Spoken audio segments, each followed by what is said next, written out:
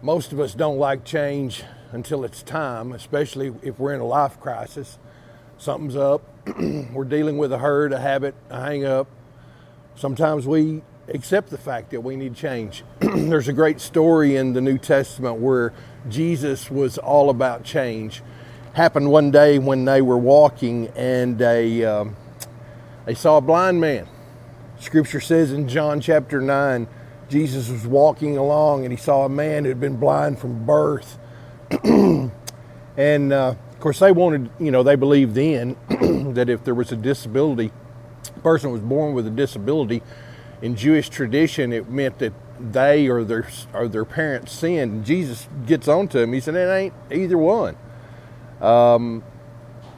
It is so that God can be seen today. So you know what he does? He spits on the ground, made mud with his slobber. He spread the mud all over the blind man's eyes, and he said, go wash yourself. And the man did, and guess what? He came back changed. He came back seeing. Now, a lot of people would go this, maybe a different route on this particular passage, and they would talk about how Jesus is a healer. And of course he's a healer. He can heal anybody he wants to.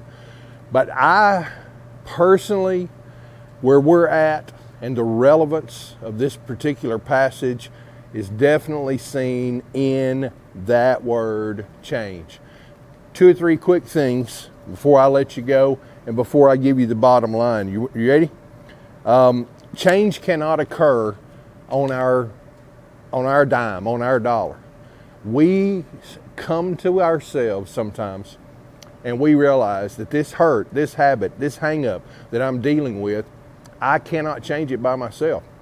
And sometimes we try, we self-medicate, we isolate, we change locations, we do everything in the world we possibly think we can do, pulling ourselves up by our own bootstrings, so to speak, and it doesn't work. Change cannot occur on our own efforts. We just can't fix ourselves. I will tell you this, and I believe this, not only from reading this book, but I've seen it in my own life, and I've seen it in the lives of literally thousands of people. Only genuine change occurs with an encounter from Jesus. This blind man, he was blind from birth. I have no idea how old he was, but he was completely dependent on other people. He completely lived his life in misery, and he wanted change, but Jesus in that encounter was the only thing that gave him hope. That was it. He'd been blind from birth. And all we need to remember is that Jesus wants to fix us. Jesus wants to give us peace. He wants to give us a new home. He wants to give us a new direction. He wants to. In Scripture, there were so many times that people were messing with Jesus, usually the religious preachers, were messing with Jesus because he welcomed the messy. He welcomed the messiness. And we look now, as we find kind of the bottom line, is change begins with a choice.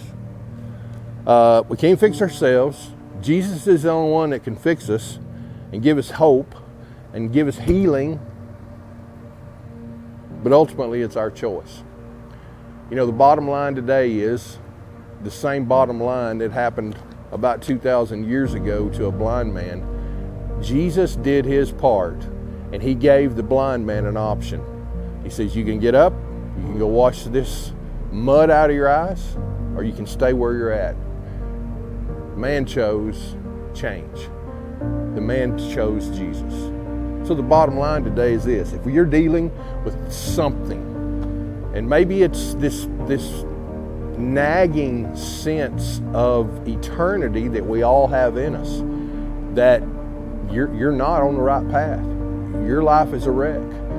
Not only will your life be a wreck, but on the other side of your last breath, there's the potential for an eternal wreck. The bottom line is, Jesus changes people.